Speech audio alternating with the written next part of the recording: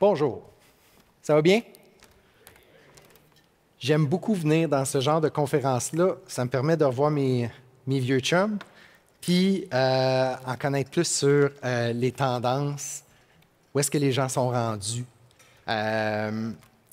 Puis aujourd'hui, j'espère que vous allez aimer ma présentation. Ça se veut très interactif. J'ai deux petits livres à faire tirer. Je vais poser des questions. Les personnes qui répondent aux questions vont avoir des petits cadeaux. Donc, on commence ça. Donc, on va commencer avec des questions avant de partir là-dedans. Qui a déjà, à main levée, qui a déjà utilisé une IA dans le cadre de son travail? Wow! Hey, c'est beaucoup de monde. Maintenant, on recommence. Qui a déjà utilisé l'IA fournie par son employeur dans le cadre de son travail? Oh, quand même, quand même. Maintenant, qui a déjà utilisé une IA publique non fournie par son employeur dans le cadre de son travail? Wow! C'est bon. L'Université de Melbourne a publié le mois dernier une grande étude mondiale, donc 47 pays, 48 000 personnes, et ça a fait état d'un chiffre très intéressant. 48 % des employés ont déclaré avoir utilisé des données sensibles, confidentielles, dans une IA publique dans le cadre de leur travail. 48 %. Donc, on va recommencer. Qui a déjà envoyé des données confidentielles de l'entreprise dans une IA publique? Ah, il y a moins de monde qui lève les mains, hein, gang de menteurs. Je m'appelle Nicolas, je travaille chez Google Cloud depuis maintenant 5 ans. Je suis aussi enseignant à McGill dans un certificat en cybersécurité, donc ça fait 4 ans que j'enseigne à McGill. Ça fait 20 ans que je suis dans le monde de la cybersécurité. Au cours des 20 dernières années, j'ai assisté à plusieurs vagues technologiques, comme beaucoup d'entre vous. Au début des années 2000, quand l'Internet est arrivé, c'était un droit d'avoir. C'était pas un droit d'avoir accès à Internet. Hein. Dans une entreprise, c'était un privilège. C'est pas tout le monde qui avait accès à ça. Par la suite, on a vu la mobilité arriver, où est-ce qu'on était capable de prendre des appareils personnels, les embarquer sur le réseau Wi-Fi corporatif de l'entreprise. Par la suite, on a vu le SaaS arriver, où est-ce que des box, des Dropbox sont arrivés. Plus tard, le marché du logiciel s'est migré dans le cloud. Donc, on avait de moins en moins d'infrastructures qui nous appartenaient. On allait dans le cloud. Le cloud, c'est du logiciel. Ce n'est pas nécessairement juste de l'infrastructure, mais c'est principalement du logiciel. Puis là, récemment, il y a l'IA qui est arrivée. Moi, en 2020, quand je suis arrivé chez Google, j'avais mon objectif de carrière, c'était de faire pivoter d'une infrastructure traditionnelle à aller dans le cloud. Après 2 ans, je faisais juste de l'IA. Mes clients, c'est ça qu'ils voulaient. Au cours des 3 dernières années, j'ai fait des projets d'IA chez mes clients avec mes yeux de sécurité. Donc, avec tout mon bagage d'expertise en cyber appliqué sur de l'IA. Les défis de sécurité qui sont associés à l'IA sont majeurs, puis aujourd'hui, ça va être essentiellement ça le propos de ma présentation. J'ai une autre question. Qui dans la salle a actuellement un projet d'IA en cours pour déployer un logiciel d'intelligence artificielle dans leur entreprise? Tous ceux qui n'ont pas levé la main, vous en avez, mais vous ne le savez pas. Puis je vais être super clair. Tous nos clients en ont en ce moment. Mais principalement, ces projets-là sont livrés directement dans les lignes d'affaires, complètement en marge des TI. Donc, c'est super important de comprendre cette réalité-là. Travailler chez Google, c'est comme travailler dans le futur. Je suis capable de tester la technologie avant tout le monde. J'ai accès. Google, c'est très ouvert. Ils donnent à tous leurs employés accès à tester les nouveaux modèles. il y a toujours des clients qui veulent être les premiers à implanter la nouvelle technologie. Puis en 5 ans, ça ne m'est jamais arrivé de ne pas être capable de régler un problème d'une entreprise qui me demandait de l'aide. Mais pendant tout ce temps-là, je le regardais toujours avec mes lunettes de sécurité. J'observais, je posais des questions, puis j'essayais de comprendre c'était quoi les enjeux. Le problème, c'est que la sécurité était jamais la priorité. Ça l'est encore. J'ai observé, dans le cadre de mes projets, les équipes de sécurité, j'ai observé un manque de compréhension, d'implication et de préparation à ces projets-là. Donc, mon objectif aujourd'hui, c'est que tout le monde comprenne comment l'IA fonctionne, c'est quoi les risques, les enjeux, pour pouvoir vous préparer. Parce que ce qui s'en vient, c'est assez gros, puis moi, c'est ce que j'ai observé dans le futur. Le film Retour vers le futur, c'est un de mes films préférés. J'ai fait cette image-là avec Gemini. Essentiellement, aujourd'hui, ce qu'on va faire, c'est réviser comment l'IA fonctionne, comment ça s'entraîne, comment on roule ça, puis comment on est capable de faire fonctionner les agents. Les agents, c'est la prochaine grosse chose. Donc, vous êtes prêts? On commence? Ça marche? Oups! Ah, j'ai volé mon punch. Voilà, c'est d'espérer qu'il y en a qui ne l'ont pas vu. Chez Google, on m'a donné le droit de vous montrer comment l'IA fonctionnait. Fait que là, préparez-vous, ça va aller vite. C'est compliqué, l'IA. Ça marche de même. C'est pas vrai. Ça fait plus que 10 ans que Google fait de l'IA dans ses produits. Vous ne savez peut-être pas, mais ça fait depuis 2017 que vous êtes capable de chercher dans Google Search, au lieu de chercher par mots-clés, vous cherchez des phrases. Vous êtes capable de dire « Je veux savoir le meilleur restaurant à Sainte-Julie ». Bon, vous allez trouver plein de pizzerias. Il n'y a pas beaucoup d'autres choses. Pour pouvoir rouler de l'IA at scale pour des milliards de personnes, de façon sécuritaire, Google a implanté des principes de gouvernance en sécurité qui s'appellent le SAFE, le Secure AI Framework. On va y revenir sur comment ça fonctionne. En attendant, ce que je vais faire, si le clicker peut fonctionner,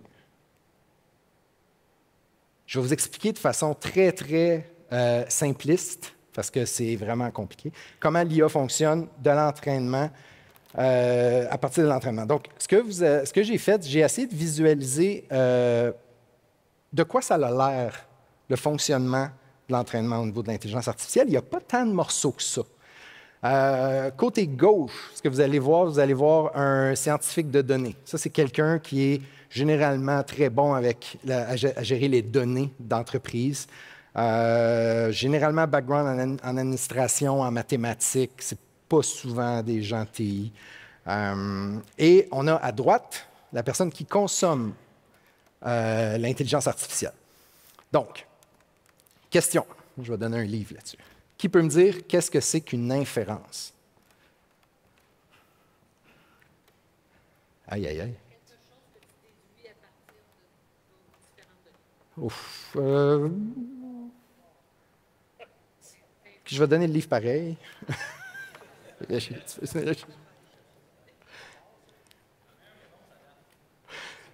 Bien, c'est moi le mérite à avoir relevé sa main pour essayer une réponse, c'est parfait. Une inférence, c'est quand on exécute l'IA qu'on a développée. On va la retrouver généralement très, très près de l'usager. C'est l'action de rouler l'IA qu'on a entraînée. Maintenant, quand on entraîne, généralement, on a notre scientifique de données. Le scientifique de données va utiliser un dataset, un jeu de données. Là, j'ai essayé de le traduire en français. Le jeu de données, c'est essentiellement vos données d'entreprise. C'est les données que vous avez utilisées pour entraîner le modèle. Donc, ce qu'on fait, c'est qu'on prend ces données-là, on commence à entraîner un modèle. Donc, on a au-dessus de ça un paquet d'outils qui vont nous permettre, d'outils, de cadres de référence pour permettre d'entraîner ce modèle-là. Par la suite, cet entraînement-là, on va se ramasser avec un entrepôt de modèles qu'on a entraînés. Évidemment, les modèles, on va entraîner, réentraîner jusqu'à temps qu'on obtienne le résultat qu'on a besoin. Puis ça va fonctionner comme ça jusqu'à temps qu'on soit prêt à aller en production. Une fois qu'on est prêt à aller en production, la bonne pratique, c'est de dire, parfait, je vais geler ce modèle-là, et puis c'est celui-là qui va aller en production et qui va devenir mon inférence.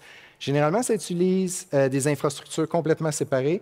Un modèle n'a pas de mémoire. Un modèle, c'est ce qu'on appelle stateless. Je ne sais pas comment le traduire en français. Stateless? Ah, bon québécois. Stateless. Fait un modèle, là, ça n'a pas de mémoire. C'est fixe. C'est une formule mathématique. C'est rien d'autre. C'est une grosse boule noire. Puis c'est comme ça. Ça ne bouge pas. Ça ne se rappelle pas de rien. Ça prend ce que vous lui donnez, puis ça sort ce qui sort du résultat de cette formule mathématique-là. Donc, merci. Donc, on peut vraiment séparer le fonctionnement de l'IA en deux façons. Tu as l'entraînement de ce côté-là et on a l'inférence de ce côté-là.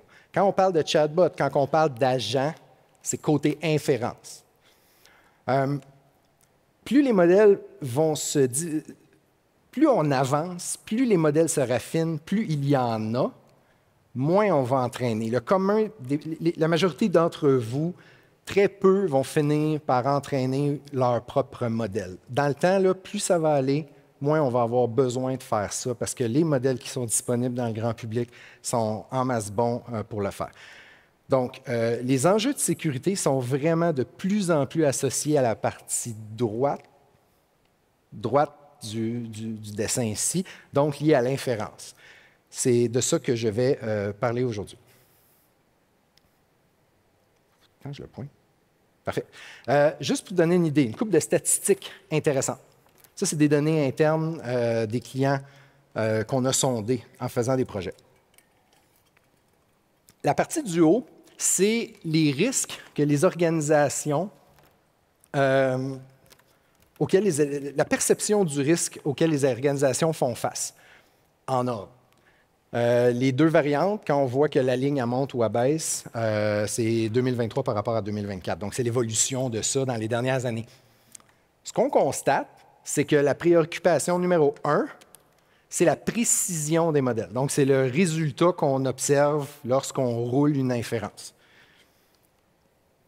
Après, tout le reste, c'est de la cybersécurité. Donc, la version d'en haut versus la version d'en bas. La version d'en haut, c'est la version perçue. La version d'en bas, c'est ce à quoi les compagnies s'affairent actuellement. Donc, qu'est-ce que les compagnies font aujourd'hui, cette semaine, pour pouvoir se prémunir contre ce risque-là? Donc, si on les passe vite, vous allez voir que, bon, évidemment, à quel point le modèle performe bien, l'inaccuracy, c'est numéro 1, mais par après, ce qu'on constate, c'est propriété intellectuelle, violation de propriété intellectuelle, cybersécurité en général, privacy, donc à quel point la vie privée a de l'importance là-dedans, être conforme aux lois.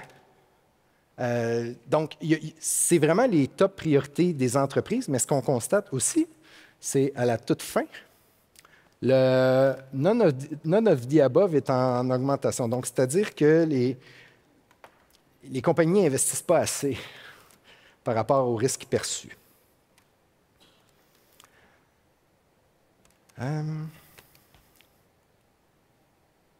Données intéressantes. Au mois d'octobre, je crois, le MIT a publié une grande bibliothèque de l'ensemble des risques possibles qui existent avec l'IA. Il y en a plus de 1600. La dernière fois que j'ai fait cette présentation-là, on était à 1200. Ça monte. Je vous invite à aller sur le site du MIT. C'est une grosse librairie, puis ça va vous aider à justifier vos activités en sécurité de l'IA, mais j'en ai sorti deux principalement. Donc, la première que j'ai sortie, c'est le ID 30.02.06. En gros, ce que ça dit, c'est l'utilisation de techniques spéciales pour extraire de l'information privée. Donc, tu sais, quand je posais la question, est-ce que vous utilisez vos données privées d'entreprise dans l'IA?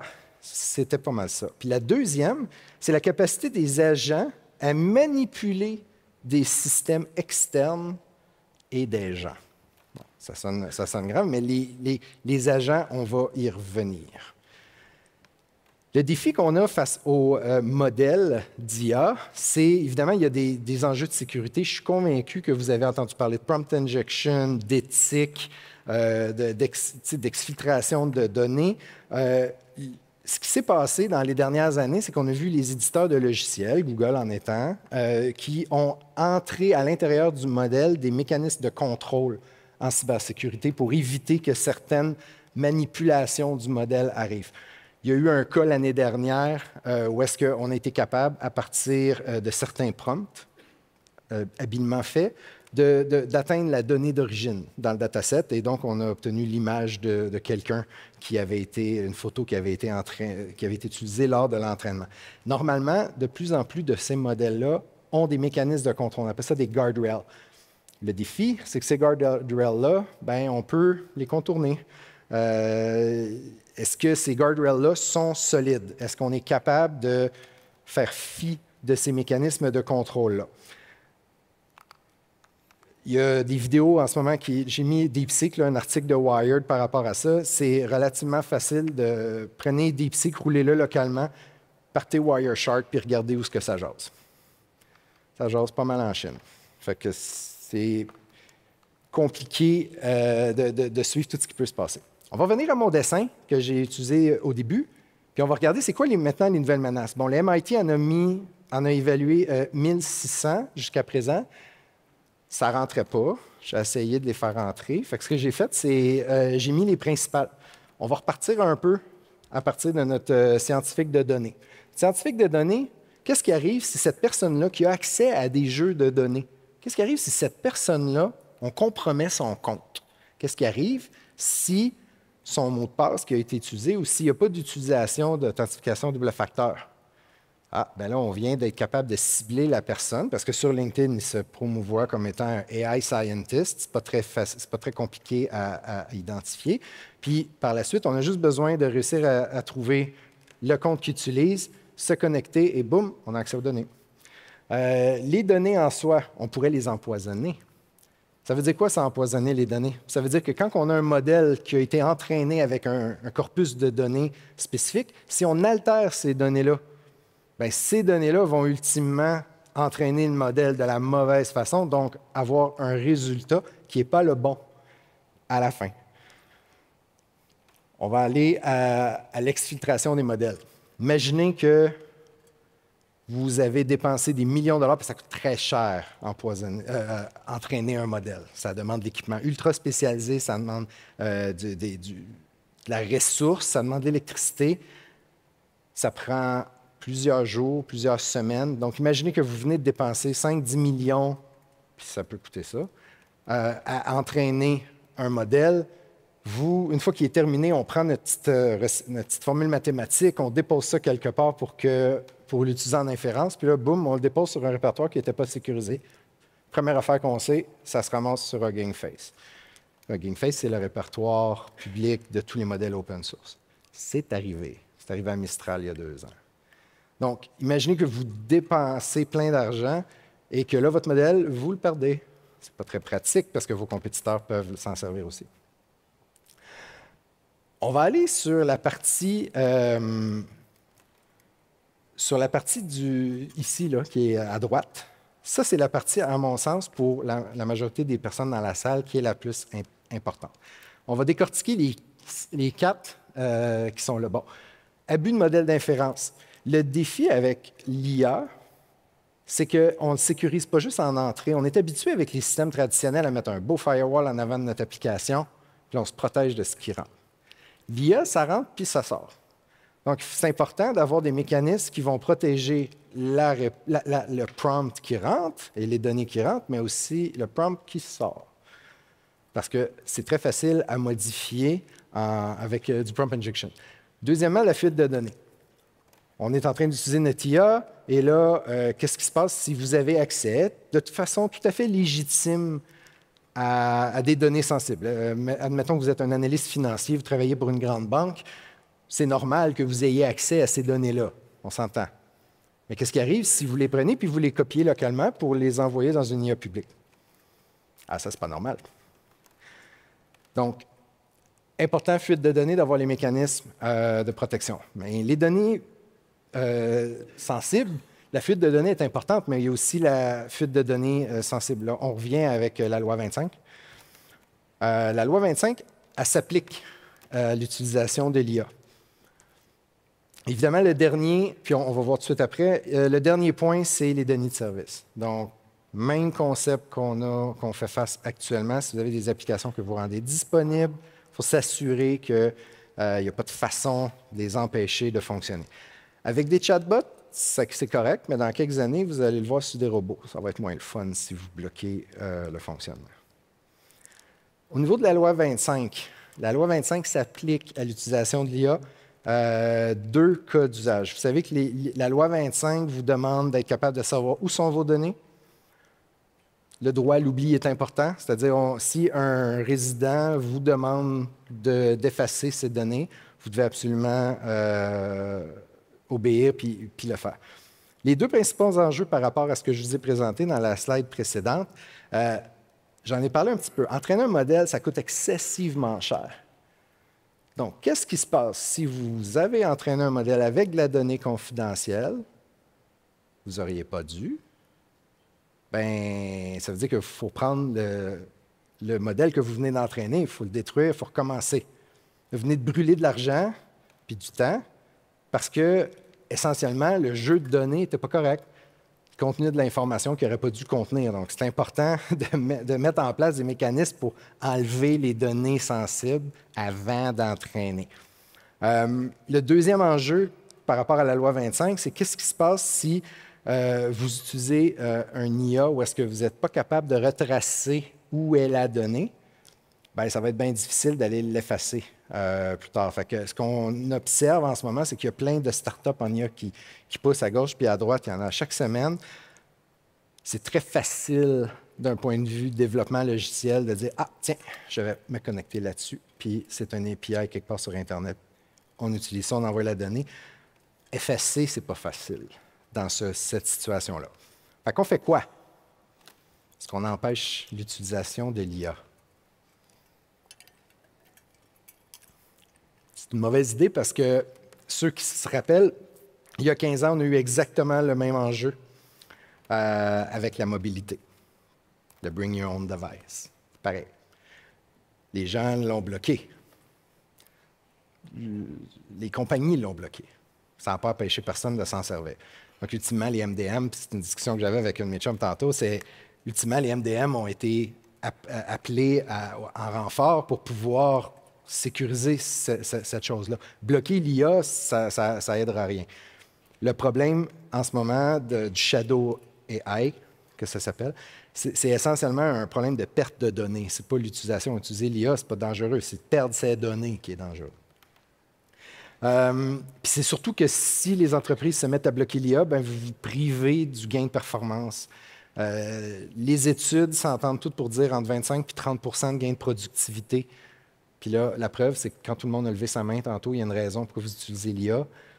Ben, c'est parce que vous êtes plus productif, parce que ça vous aide. De se priver de ça en la bloquant, ça aidera personne.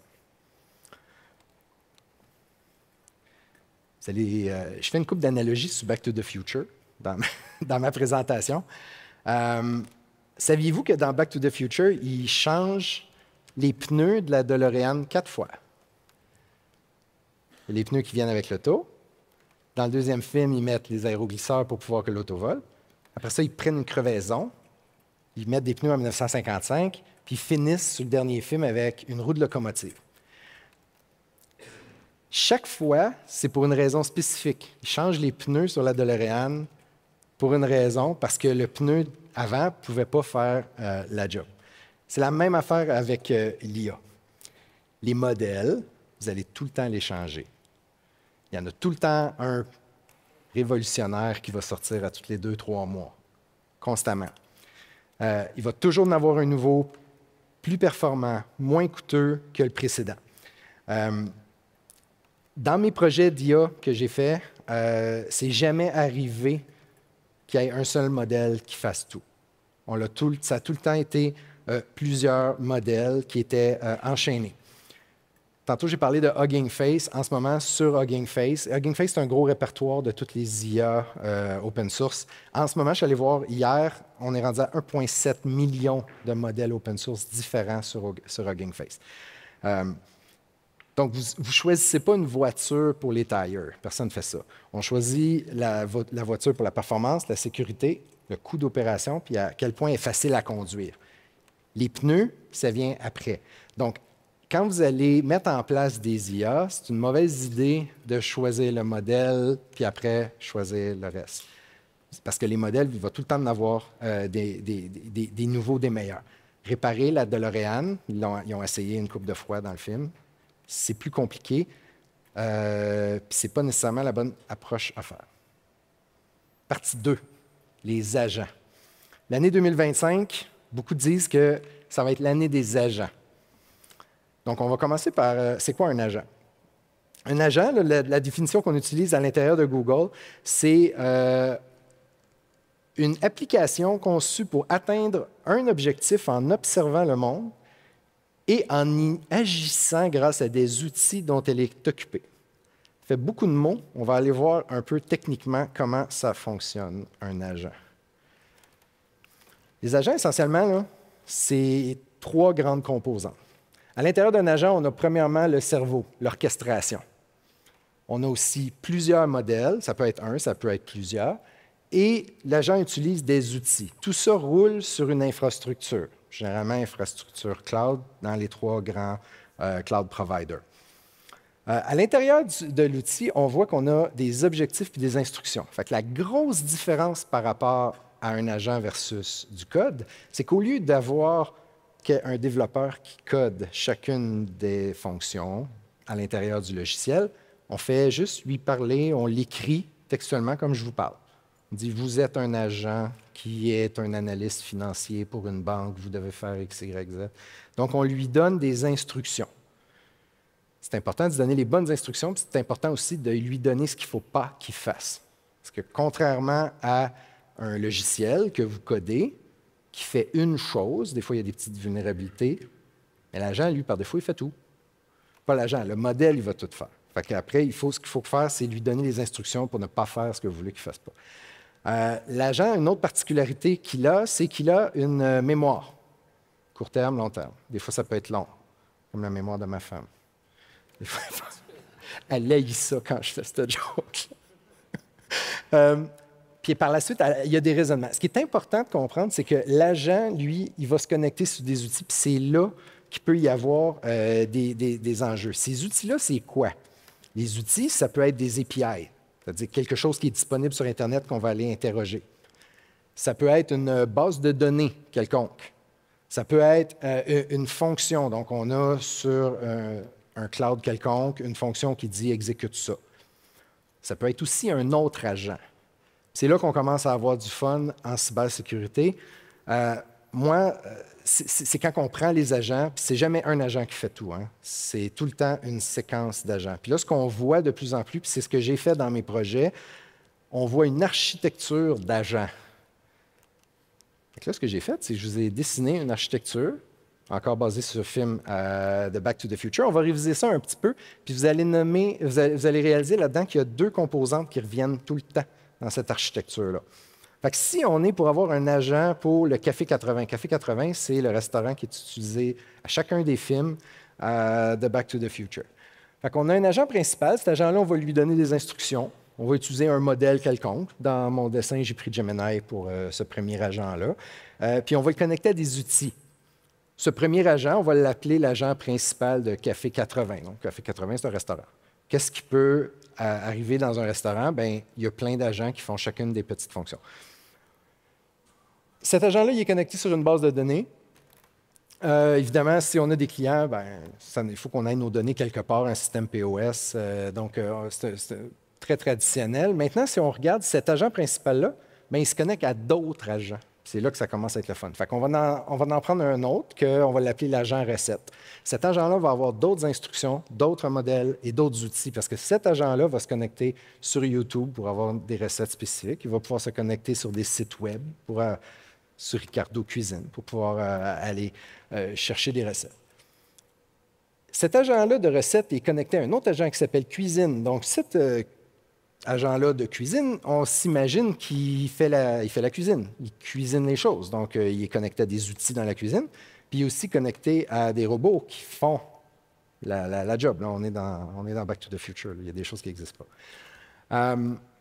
Au niveau de la livraison, on va en avoir un autre parce que lorsque ce plat-là est prêt, on va le livrer. On va peut-être avoir un autre agent qui est connecté à un système de paiement, puis un autre qui est connecté à Uber. Je pense que vous comprenez un peu l'enjeu ici. Qu'est-ce qui est en train de se passer?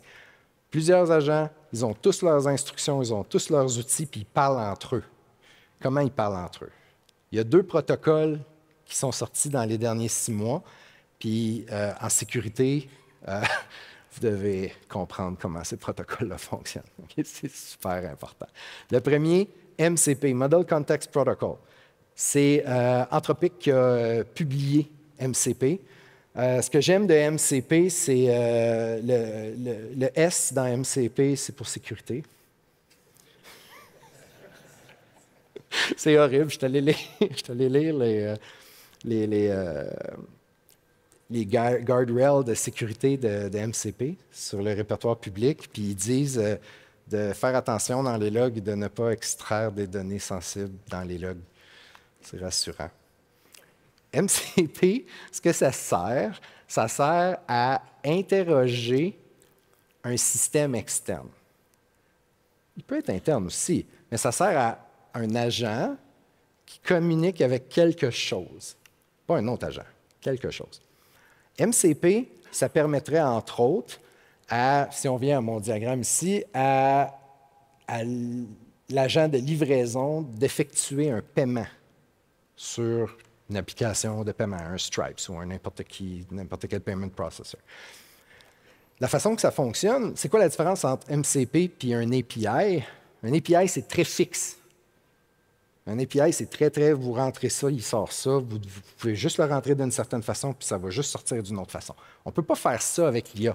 L'IA, ce qui va sortir de là, c'est un paquet d'instructions qui dit « Ah, je veux avoir une pizza livrée à peu près à telle date, à telle heure, avec tel ingrédient dessus. » C'est pas fixe. Puis à chaque fois qu'on interagit avec quelque chose de l'extérieur, le point extérieur, il ne peut pas savoir ce que l'IA sait. Il ne peut pas savoir qu'il y a des capacités que l'IA peut faire, qu'un LLM peut faire à gauche ou à droite. Fait qu'on a absolument besoin de transférer le contexte. Le C dans MCP, c'est pour contexte. Donc, c'est quand on fait un prompt, qu'on dit « J'aimerais faire livrer une pizza à telle adresse », pour Nicolas, ce contexte-là est transféré dans le serveur MCP. Donc, c'est un client-serveur. Ce que vous allez voir de plus en plus, c'est tout le monde adopter ça. En ce moment, dans les derniers mois, tout le monde s'est lancé là-dedans. Tout le monde a annoncé qu'il supportait MCP. On en avait grandement besoin. Autrement, ce qu'il fallait faire, c'était rapatrier toutes les données que vous aviez besoin d'utiliser au grand complet, bâtir une base de données vectorielle pour ensuite l'interroger. Ça ne marchait pas. Donc, MCP permet d'accéder à ça. Il faut vraiment voir MCP comme étant l'API de l'AI. A2A, ça, c'est un nouveau protocole qui a été open sourcé par Google il y a 1 mois. Microsoft a annoncé qu'il supporterait, tout le monde s'est lancé là-dedans. L'idée, c'est que lorsqu'on a 2 agents qui communiquent entre eux, il y a plein de choses qui sont importantes qui arrivent. Numéro 1, la sécurité, parce que lorsque j'ai un agent principal qui demande à un autre agent de livraison d'effectuer un paiement, bien, qu'est-ce qu'il va avoir dans son prompt? Puis il va avoir le numéro de carte de crédit, la date d'expiration, il va avoir un paquet d'informations confidentielles qui relèvent d'un scope PCI, par exemple. Donc, comment est-ce qu'on est capable d'assurer que cette information-là qui passe dans les mains d'un agent vers un autre agent soit conforme, soit sécuritaire, soit faite d'une façon qui ne va pas rendre uncompliant la communication. Donc, A2A a été désigné pour ça.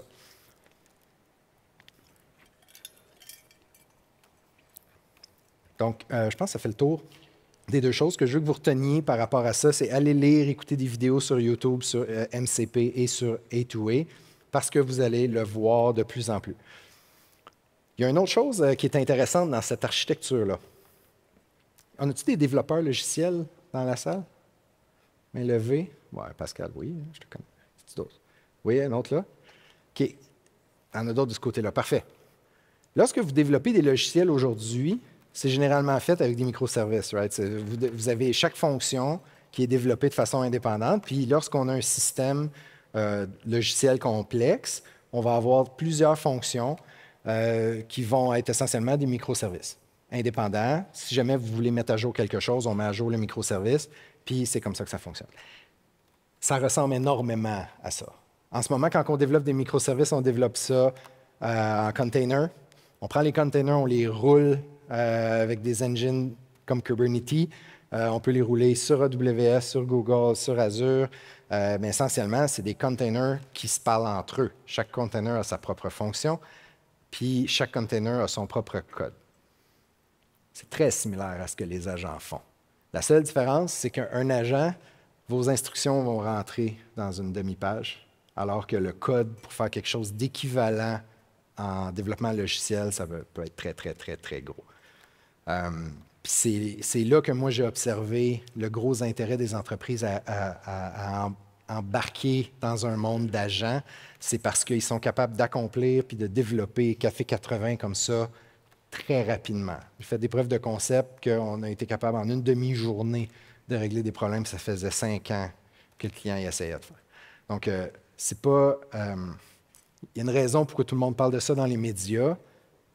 Puis je vous dis, je l'ai vu, je l'ai fait. C'est pas du fluff, c'est là pour de vrai. Le défi qui vient avec la sécurité ici, bien, on peut imaginer que si jamais les accès entre deux agents ne sont pas les bons, bien, on vient d'amplifier le problème. Si on avait la moitié de ces agents-là qui roulaient sur un cloud provider, l'autre moitié sur un autre cloud, puis un qui roule quelque part dans le fond de son garage, il y a un protocole, là, ça jase ces affaires-là. Comment on fait pour permettre la communication entre les différents agents? Comment on fait pour s'assurer que quelqu'un n'a pas, par un abus de droit d'utilisateur, changé l'instruction de l'agent livraison ou l'agent historique client? Tu fais juste changer l'instruction qui dit, en plus de tout ce que tu fais, envoie une copie de toutes les données quelque part sur le dark web. C'est une ligne longue de même que tu changes dans l'agent, puis tu viens d'exfiltrer de la donnée. Fait que tout ça va nécessiter des nouveaux mécanismes. Vous vouliez acheter des nouvelles bebelles, ça s'en vient. Fait que comment on sécurise ça? De la façon qu'on le découpe, il y a on peut le séparer en 5 éléments qu'on doit sécuriser. Moi, je les appelle les 5 piliers de la sécurité de l'IA. Fait que le numéro 1, c'est la gouvernance. On le voit en haut du dessin. Gouvernance de base, ceux qui sont habitués à faire de la gouvernance de façon traditionnelle, bien, on évalue les risques, on regarde c'est quoi les principes, on met à jour notre politique de sécurité d'information, etc. Donc, on définit qu'est-ce que notre système doit faire et pas faire. Après ça, si on prend la façon qu'on entraîne, de l'entraînement jusqu'à l'inférence, c'est quoi les piliers de sécurité les plus importants? On voit que quand on est au niveau de l'entraînement, ça commence avec les données. On a le scientifique de données, lui, accès à toutes ces données-là parce qu'il veut bâtir son modèle basé là-dessus. Il faut s'assurer qu'il a filtré les données sensibles. Il y a plein d'outils. Je ne passerai pas beaucoup de temps, honnêtement, sur la partie données puis modèles, parce que la grosse majorité d'entre vous n'entraînerez pas votre propre modèle. Vous allez utiliser des modèles sur Hugging Face, vous allez prendre des modèles fondationnels. Quand je dis fondationnels, c'est les très, très, très gros. Là. Les Anthropic, Gemini, Gemma, Meta, de ce monde, puis OpenAI. On va se concentrer sur l'inférence puis l'infrastructure. Pour la gouvernance, on va faire 3 choses. On va regarder la gouvernance, l'inférence puis l'infrastructure. Donc, on va commencer avec la gouvernance. Il y a plusieurs frameworks qui existent. Récemment, Gartner en a sorti un, le TRISM qu'il appelle. Il y en a un aussi en côté NIST, le AI Risk Framework, si je ne me trompe pas. Puis celui de Google s'appelle le SAFE, Secure AI Framework. Le SAFE, c'est la façon que Google a sécurisé ses propres développements d'intelligence artificielle à travers tout Alphabet. Il y a 6 piliers. Je ne vous les lirai pas au complet, je vais vous donner le lien plus tard pour que vous puissiez aller lire là-dessus. Mais le SAFE, c'est la façon que Google l'a fait pour Google. Vous pouvez imaginer qu'à la quantité de milliards de monde qui se connectent sur les services de Google, qu'il a fallu depuis très longtemps. Puis ce que je suis content chez Google, c'est qu'il y a une très forte maturité à ce niveau-là. Puis je vous encourage fortement à être exigeant envers vos fournisseurs par rapport à ça, puis à adopter les mêmes principes. Puis honnêtement, quand on les regarde, celui de Gartner, celui de NISP, celui de Google, ça finit tout par se ressembler. Si on passe rapidement au niveau de l'infrastructure, comment on fait pour sécuriser l'infrastructure qui va rouler l'inférence? Bien, le premier point, c'est vraiment au niveau de l'accès puis du endpoint. La majorité des façons de sécuriser l'infrastructure pour sécuriser de l'AI, c'est les mêmes mécanismes que vous utilisez déjà. Ça, c'est la bonne nouvelle. Vous avez probablement déjà tout ça dans votre entreprise. Vous les avez déjà. Ce qui est important, c'est de les appliquer à votre AI. Donc, au niveau de l'accès, qui a accès, sous quelles conditions? Donc, on parle de gestion d'identité. On parle aussi au niveau des endpoints du browser. Un des défis qui arrive avec l'IA en ce moment, c'est que la majorité des cas d'usage de l'IA aujourd'hui, c'est à travers le browser. Donc, merci. 5 minutes, ça dit 18, là? Ah, pour les questions. OK. Accéléré, j'ai presque fini. Le browser, c'est important d'avoir une stratégie parce que comment vous allez empêcher quelqu'un de copy-paster les données d'un IA public vers votre IA privé et vice-versa? Là, on parle juste de copy-paste. Ça veut pas dire que ce que vous copy-pastez est de la donnée sensible. Vous ne voulez pas empêcher la donnée non sensible d'être utilisée. Il n'y a rien de mal à utiliser ChatGPT pour aller se faire une recette de gâteau, planifier son voyage en Italie. On s'entend. Ce qui est dangereux, c'est de prendre sa donnée d'entreprise et l'envoyer dans une IA. Donc, ça se passe généralement au niveau du copy-paste, au niveau de l'upload, du téléchargement. Donc, il y a des mécanismes à mettre en place.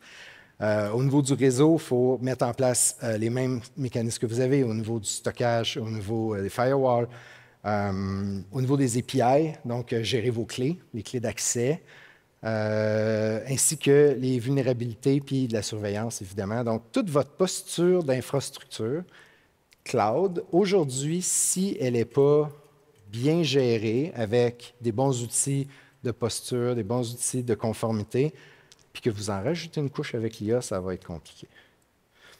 Au niveau de l'inférence, il y a des nouveaux trucs que vous n'avez pas aujourd'hui qui vont être importants d'avoir. Numéro 1, c'est vraiment la sécurité du contenu. On l'a vu dans le sondage, c'est la principale préoccupation de toutes les entreprises, c'est donner la bonne réponse à la requête.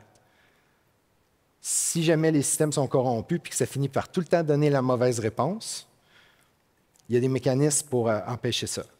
Les données sensibles, comment on s'assure que les données qu'on reçoit, parce que là, avant, un formulaire web où ce que vous demandiez l'adresse de quelqu'un pour faire livrer votre pizza, c'était une chose.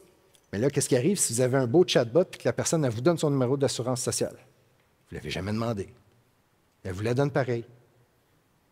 Et là, tout ça, guess what, là, ça laisse des traces dans vos logs, puis là, vous êtes maintenant le propriétaire d'une donnée PII et vous ne l'avez jamais demandé.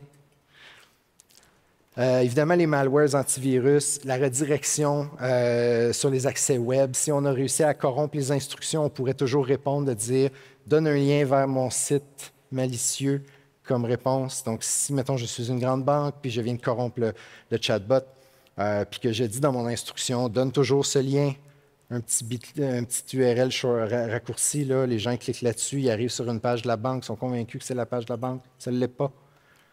Donc, il y a des problématiques liées à l'inférence. Donc, comment on règle ça?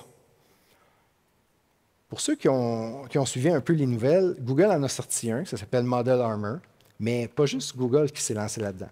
Palo Alto en a annoncé un firewall à AI. NVIDIA en a lancé un, NVIDIA Nemo. Meta en a annoncé un. Donc, ce qui est en train d'arriver, c'est qu'il y a toute une nouvelle génération d'outils de sécurité qui sont spécifiquement faits à protéger l'inférence. Moi, je les appelle des AI Firewall parce que je viens du monde du pare-feu. Puis, généralement, quand tu dis AI Firewall, c'est ça, mais il y a à peu près personne qui utilise ça, surtout pas Google. Donc, vous allez voir ça de plus en plus. Pensez-y. Moi, ça m'a toujours surpris quand j'ai vu Meta publier un firewall. Facebook qui lance un firewall open source, c'était particulier. Je vous conseille d'aller lire la doc, vous allez trouver ça drôle. Fait que comment on part? J'ai presque fini. Comment on s'active? Parce que là, ce que je veux, c'est quand vous sortiez d'ici, que vous disiez « Oh mon Dieu, j'ai des trucs à faire. » Parfait. J'ai quoi à faire? 4 choses. La première, c'est évaluer le risque. Okay? C'est super important. Ce n'est pas vrai que tous les cas d'usage de l'IA sont égaux en risque. Le risque varie. Il varie en fonction de la tâche, il varie en fonction de la donnée, il varie en fonction de l'audience et de l'exposition. Fait évaluez votre risque. Il y a des tonnes de frameworks qui existent pour évaluer et mesurer le risque de chaque cas d'usage en intelligence artificielle. Numéro 2, mettez à jour vos politiques de sécurité de l'information pour couvrir les cas d'utilisation de l'IA. Mettez à jour votre gouvernance. Le SAFE, c'est un point de départ. Il y en a d'autres, celui de Gartner et celui d'INIST, mais c'est important de le faire. Numéro 3, sensibilisation des employés. Aujourd'hui, vous avez probablement tous un programme qui teste les courriels, phishing. C'est important, si les employés, 48 des gens servent de l'IA publique avec des données d'entreprise sans savoir que c'est mal. Il faut les éduquer. Faites des campagnes de sensibilisation. Il faut éduquer les gens. Il faut qu'ils comprennent pourquoi il y a un risque à utiliser une IA publique avec vos données sensibles d'entreprise. Puis la dernière chose, c'est vraiment de mettre en place les outils pour contrôler l'IA. On en a couvert quelques-uns dans la présentation aujourd'hui. La majorité, vous les avez déjà. Il faut juste les appliquer au cas d'usage de l'IA. Puis par la suite, il va en avoir des nouveaux. Les 2 principaux que je crois, ça va être des firewall AI, puis ça va être au niveau du browser. Parce que c'est là que ça se passe. Bien, c'est déjà le mot de la fin. Si vous voulez prendre une petite photo de ça, c'est des liens vers le SAFE, puis vers une série sur YouTube qui s'appelle Hacking Google. Si vous voulez savoir comment Google fonctionne au niveau de la cybersécurité, ça découle d'une attaque majeure auquel on a fait face en 2009, qui s'appelait le projet Aurora. C'est une petite série, c'est 5 vidéos de 20 minutes. C'est extrêmement bien fait, ça se regarde comme on regarde Netflix. Ça explique dans le détail qu'est-ce qui s'est passé en 2009, pourquoi Google s'est fait hacker, puis qu'est-ce qui a été changé dans la façon de faire, de développer des logiciels, puis de gérer de l'infrastructure. Donc, je vous laisse prendre ça en photo. Donc, comme mot de la fin, dans cette session-ci, on a vu qu'il y avait 5 éléments principaux à considérer dans le cadre de la sécurité de l'IA. La gouvernance, la sécurité des données, la sécurité des modèles, la sécurité de l'inférence, puis la sécurité de votre infrastructure. L'année 2025, c'est l'année des agents. On les voit partout. Tout le monde est en train de lancer des agents à gauche et à droite. Toutes les grandes compagnies font ça. Puis, à mon sens, ces 5 principes-là, c'est ça qui est important pour pouvoir vous protéger au niveau de la sécurité. Comme histoire de la fin, je reviens encore sur Back to the Future. À la fin du 2e film, ceux qui s'en rappellent, Marty se fait proposer de courser contre Needles. Marty avait la fâcheuse habitude de péter un câble quand il se faisait dire que c'était une mauviette. Donc, sauf que Marty s'est fait avertir par son voyage dans le futur, puis il était au courant qu'il arrivait quelque chose, qu'il y avait quelque chose de mal qui allait arriver dans le futur, et il a décidé de ne pas courser.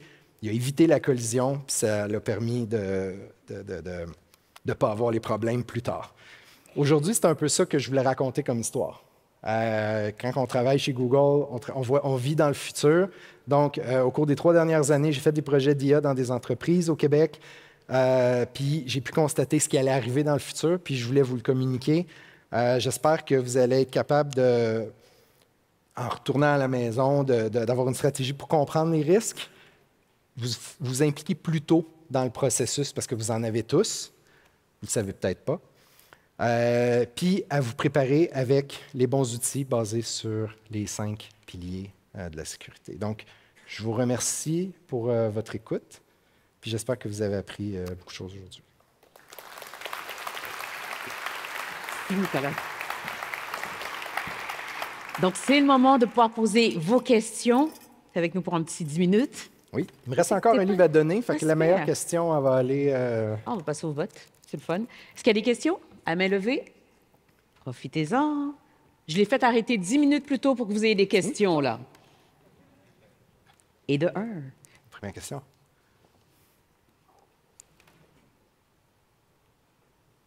Bonjour, je m'appelle Julien Moulet. La question que j'ai, c'est, tu parlais de AI Firewall. À quel point c'est différent des notions de DLP qu'on implique de plus en plus via les outils d'inspection SSL ou autres? C'est une très bonne question. Donc, si je résume un peu la question, c'est les notions de DLP, donc de Data Loss Prevention, ça, c'est les mécanismes qui nous empêchent de perdre des données sensibles. À quel point ils sont intégrés dans les données, dans les firewalls pour l'IA, c'est ça? Différent? Ça fait partie. Du moins, je connais pas, j'ai pas implanté sur les autres. Tu sais, mettons, j'ai pas touché à Prisma Air ou j'ai pas touché à Meta Guardrail, mais celui de Google, il y a une fonction de DLP dedans. En gros, ce que ça fait, c'est que ça regarde les patterns d'éléments sensibles. Donc, y a-t-il des numéros de carte de crédit? Y a-t-il des numéros de téléphone? Il y en a une 250, si je ne me trompe pas, dans celui de Google. Il fait partie. Dans le fond, c'est comme une fonction. C'est honnêtement pas tant différent de ce qu'on voit dans les firewalls de prochaine génération traditionnels. Il y en a des fonctions de DLP dans les firewalls traditionnels aujourd'hui. C'est vraiment la même chose. C'est juste que la cible, c'est vraiment spécifique au LLM. Donc, on parle les principaux piliers qu'il y avait dans ma slide. Donc, la perte de données, c'en est un. On veut s'assurer aussi que, mettons, le résultat, la réponse ne soit pas malicieuse ou non éthique ou qu'il n'y ait pas d'autres problèmes là-dessus. Puis ça va à l'entrée aussi. Si jamais quelqu'un nous donne un numéro d'assurance sociale qu'on n'a jamais demandé et qu'on n'a pas besoin, bien, on a juste à le couper à l'entrée puis on laisse passer tout le reste. On met des petits dièses à la place de ça. Puis quand on va regarder nos logs de qui nous a posé des prompts dans ça, bien, ce qu'on voit, c'est l'entrée hachée. On voit juste ça. Donc, on reste compliant en entrant. Très bonne question. Un des défis que moi j'observe, c'est qu'il y a vraiment deux places pour faire le DLP. Parce que toi, comme entreprise, tu as ton agent ou ton application DI. Tu contrôles ton infrastructure. Tu contrôles ton Azure, ton AWS, ton Google, ton on-prem. Tu as pleinement possession de ça. Donc, toi, tu es capable de le mettre, le firewall, qui va protéger ton LLM. Mais il se passe quoi à l'autre bout? Ton employé, que lui, il a son ordinateur, puis oui, il utilise ton application, mais il utilise aussi une autre parce qu'il l'aime bien, puis il paye pour OpenAI ou pour Gemini version consommateur, puis il l'aime beaucoup. Le défi, c'est tu ne contrôles pas ça. Tu contrôles juste toi, tu contrôles aussi une partie du endpoint. Donc, tu sais que c'est un ordinateur d'entreprise. Comment tu vas faire pour t'assurer que le DLP n'arrive pas... Parce que toi, tu vas la télécharger, la donnée. Mettons, tu télécharges une donnée confidentielle. Ton mécanisme de DLP, si Jean-François télécharge quelque chose, puis qui est autorisé à le télécharger, il n'y a aucun problème de sécurité là. Par contre, le problème, c'est si Jean-François, puis là, je ne sais pas où est-ce qu'il est mon chum, Jean-François, c'était le premier nom à qui je pensais. C'est bon? OK. Si Jean-François reprend sa donnée confidentielle puis il l'envoie sur son... Bien là, comment tu fais pour avoir des mécanismes de DLP pour pouvoir empêcher ça, que ça arrive? À certains égards, les logiciels, les firewalls traditionnels peuvent intercepter ça parce que tu es capable de décrypter, tu es capable de voir que c'est de la donnée confidentielle.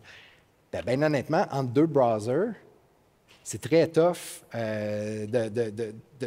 de l'empêcher parce que le DLP va fonctionner très bien sur des choses typiques. Donc, un numéro de carte de crédit, c'est tout le temps le même pattern. Mais si, mettons, c'est les joyaux de ta couronne, si c'est les plans d'un produit industriel que tu développes, il n'y a aucun système de DLP qui va être capable de ticker ça, à moins que tu l'aies tagué. Fait que là, ça devient un défi, puis la seule solution, c'est littéralement de bloquer le copy-paste sur le browser. Puis là, c'est là qu'on voit de plus en plus des technologies de browser isolation, enterprise browser qui viennent compléter le portfolio d'outils endpoint.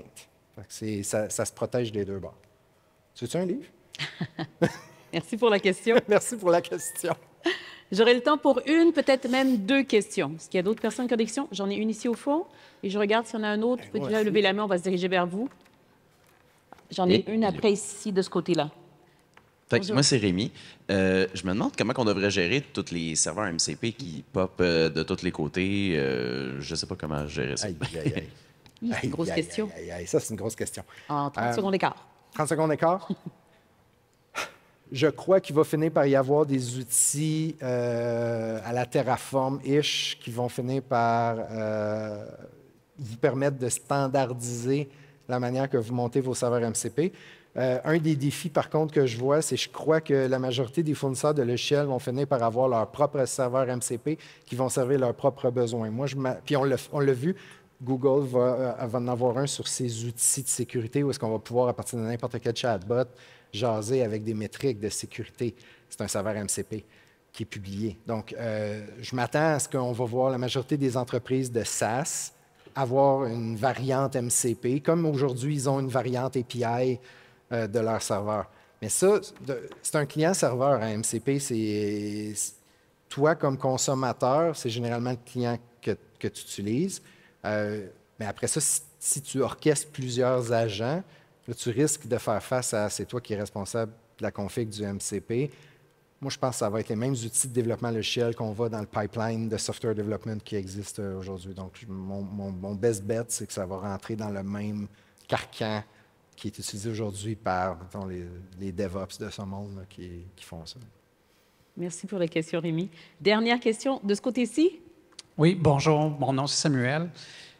Pourquoi est-ce que les compagnies qui développent les solutions d'AI ne mettent pas plus de barrières de sécurité pour empêcher le monde d'envoyer de l'information qui pourrait être confidentielle ou offrir de l'obfusquer ou anonymiser le contenu avant que ça se rende à un endroit dangereux? C'est une très bonne question. Bon point. Je te dirais que les gros modèles aujourd'hui, ils en ont. Ils en ont des fonctions comme ça.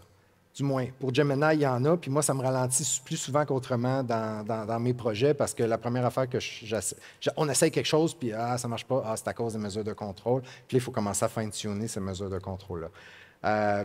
Je te dirais que les gros modèles aujourd'hui, ils en ont, ces fonctions-là. Le problème, c'est que dans certains modèles, c'est très facile à bypasser. Donc là, ça nous demande un peu une couche. C'est pas très différent, honnêtement, de n'importe quelle application. Aujourd'hui, tu télécharges n'importe quel container sur GitHub, du code public. Tu télécharges ça, tu le roules. Ça se peut qu'il y ait une vulnérabilité dedans. Bien, c'est quoi qui va t'empêcher cette vulnérabilité-là d'être exploitée? Bien, c'est peut-être le WAF que tu vas mettre en avant. C'est peut-être les mécanismes de contrôle au niveau des clés d'encryption que tu vas mettre en avant. Fait que, je pense que ça va être un peu comme la sécurité traditionnelle, qu'on va finir par observer, c'est que tu vas avoir plusieurs mesures de contrôle qui vont s'enchaîner. Puis je crois que c'est bon, parce que si tu mets tous tes œufs dans le même panier, à un moment donné, s'il arrive une vulnérabilité là, ben, tu n'as pas de façon de protéger ça. Puis je crois que ça respecte aussi un peu ce qu'on voit en développement logiciel. Là. Tu vas avoir ton équipe de sécurité qui va être vraiment en charge du pare-feu, du WAF, de tous les systèmes d'encryption, puis de la posture de l'infrastructure cloud. Puis c'est une autre équipe qui fait le développement du logiciel. De plus en plus, on voit les principes de sécurité être transférés, ce qu'on appelle le shift left. Je m'attends à ce que ça fasse la même chose avec les ingénieurs en AI. Écoute, dans mon quotidien, on n'a pas fini encore de conscientiser les développeurs à adopter des façons de développer du code sécuritaire. Je pense que ça va être aussi un enjeu avec les ingénieurs en IA. Il va falloir les conscientiser. Il y a énormément d'éducation qui doit être faite.